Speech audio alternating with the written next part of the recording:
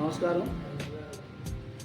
ఈరోజు మన హుస్నాబాద్ నియోజకవర్గంలో నూతనంగా ఆదర్శ వాళ్ళ ఆధ్వర్యంలో హుస్నాబాద్లో ఒక 4 వెర్షన్ల ఎలక్ట్రిక్ మోటార్ సైకిల్కి సంబంధించిన షాప్ ఓపెనింగ్ సాయంత్రం 4 గంటలకు మన రాష్ట్ర మంత్రి వారి పొన్నం ప్రోగ్రామ్ గారి చేతుల ఓపెన్ అవుతుంది షోరూమ్.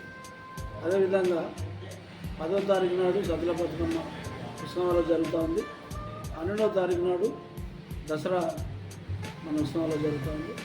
సద్దుల బతుకమ్మ మహిళా సోదరిమణులకు మన తెలంగాణలో చాలా సంవత్సరాల నుండి ఈ సాంప్రదాయంగా బతుకమ్మ పండుగను ఆడవాళ్ళు వాళ్ళ సొంత ఆలోచనలతో సాంప్రదాయంతో జరుగుతుంది. మగవాళ్ళు కూడా ఈ సాంప్రదాయాన్ని వందల సంవత్సరాల నుంచి పాటిస్తూ ఉన్నారు. ఇది చాలా పెద్ద ఫెస్టివల్ తెలంగాణలో. అదేవిధంగా దసరా కూడా చాలా పెద్ద పండుగ. కొన్ని ఏరియాలలో దసరా మైసూర్లో ఉన్న కొన్ని ఏరియాలలో బతుకమ్మ లేకున్నా దసరా మాత్రం భారతదేశ స్థాయిలో మైసూర్లో ఎక్కువ ఉంటుంది. మన ఉత్సవాల్లో కూడా కొన్ని వందల సంవత్సరాల నుంచి ఈ దసరా ఉత్సవాలు నడుస్తున్నాయి. పొద్దుటి పూటనే ఊళ్ళో శివాలయం దగ్గర దసరా పూజ జరుగుతుంది.